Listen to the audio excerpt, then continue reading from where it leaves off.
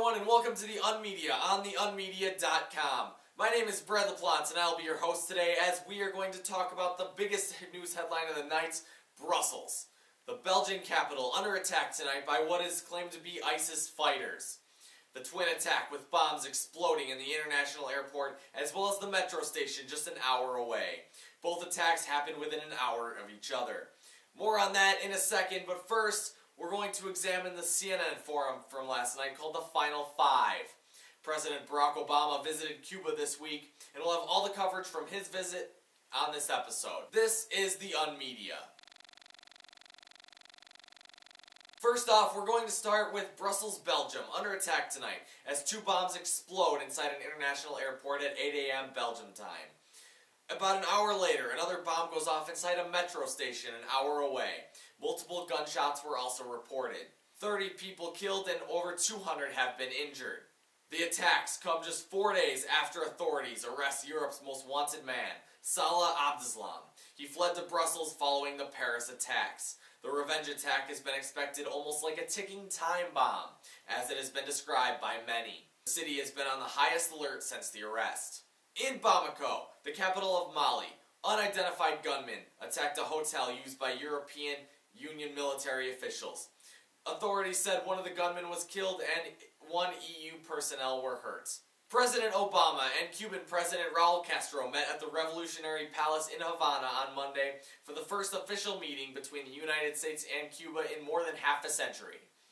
Castro called for the United States to lift the trade embargo on Cuba and return of the Guantanamo naval base. Last night, all five remaining candidates on both the Republican side and the Democratic side were on CNN for a forum that the CNN called The Final Five.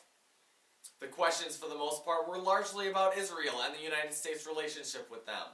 Kasich was also asked about Donald Trump, a lot about him, which he misdirected his questions by answering for what he believes. Ted Cruz was asked about foreign trade and what he'll do to combat that. Donald Trump was asked about how he has always been pro-Israel. Hillary Clinton talked about the United States' relationship with Cuba, and Bernie Sanders talked about peace in the Middle East.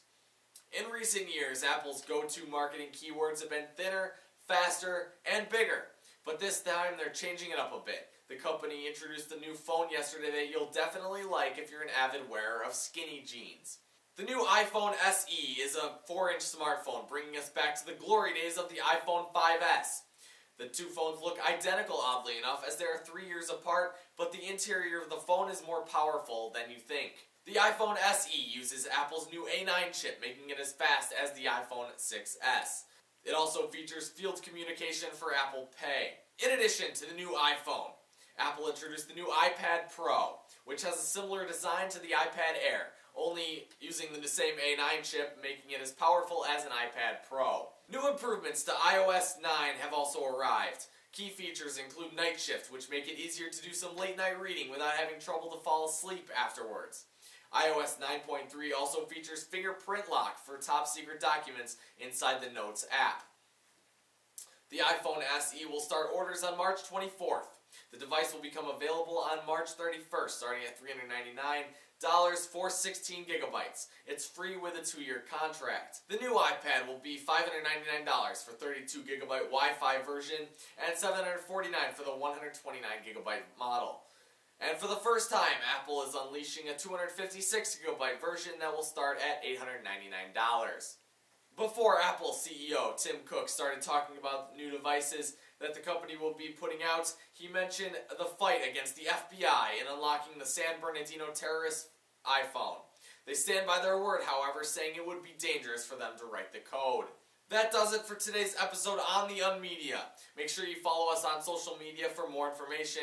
Links and more of today's topic can be found below. My name is Brad, and I hope you all have a wonderful day.